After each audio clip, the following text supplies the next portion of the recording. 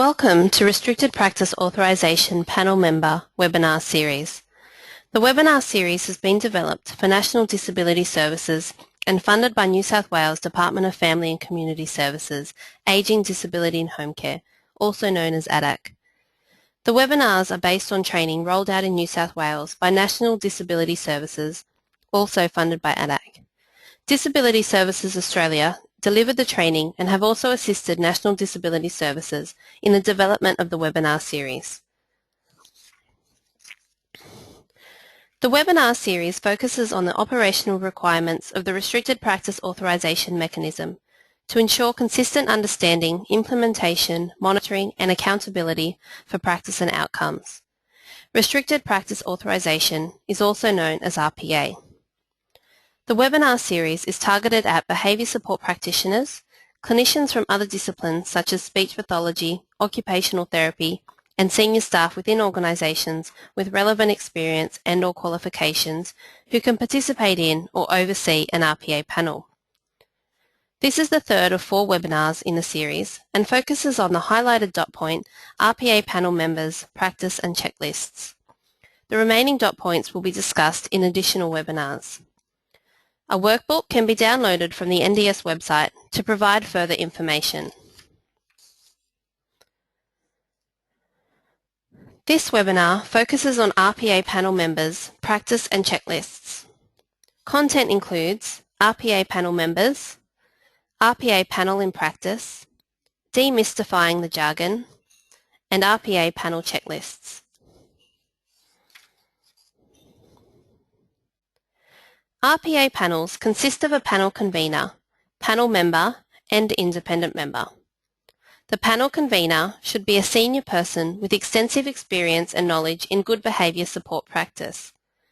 The panel convener takes the lead role in the RPA process, including the timely circulation of completed RPA submissions to panel members prior to the RPA panel hearing, the determination of recommendations, and the completion of all RPA documentation.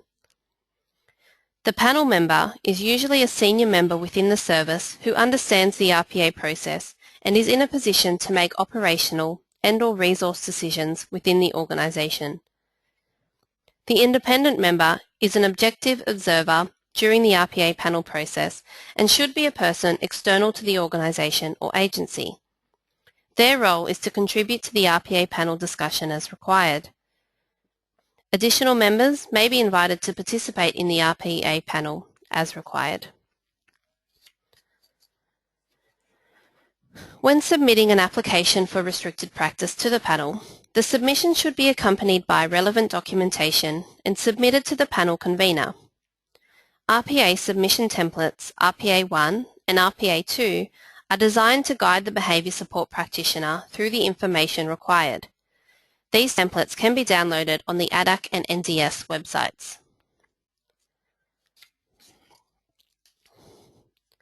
The panel convener should coordinate all elements of the panel procedure so that clear roles and responsibilities are allocated appropriately.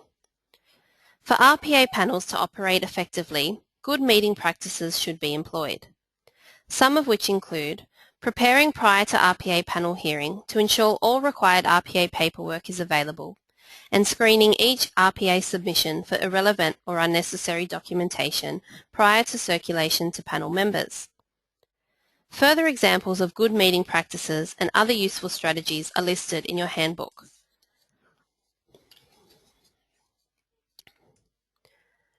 In addition to the completed RPA submission and accompanying documentation, the RPA panel will require the staff member making the submission to present a brief picture of the person, the presenting behaviour, relevant contextual details, an outline of positive practices in place, and fade-out strategies to the panel.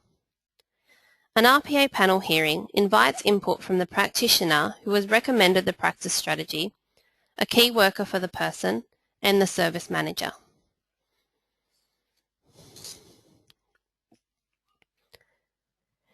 It is the responsibility of the panel convener to explain the terminology and the purpose to put people at ease during an RPA panel. It should not be assumed that the RPA panel purpose and procedures is well understood. It is important to ensure that a brief orientation to the RPA process is provided, particularly for the benefit of applicants.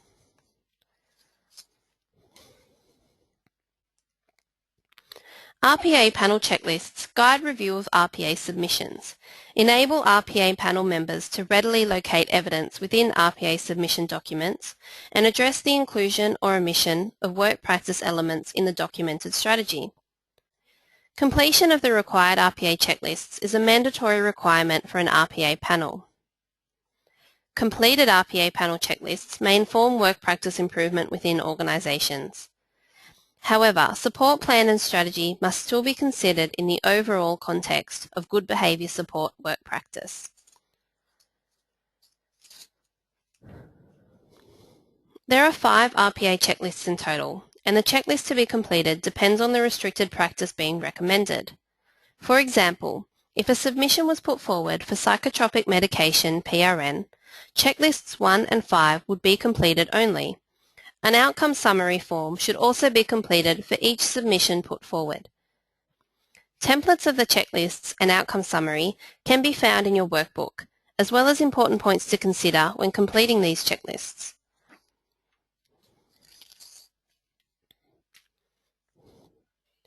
Thank you for listening to the webinar. If you would like further information, National Disability Services has a dedicated resource page available on their website which provides links to the following: other webinars from the series, there are 4 in total, the PowerPoint presentations used in the webinar series, a handbook providing detailed information about the content in the webinar series, relevant ADAC policies and procedures relating to behaviour support and the RPA mechanism, and ADAC District Behaviour Support staff are available to provide support in your local area. Thank you.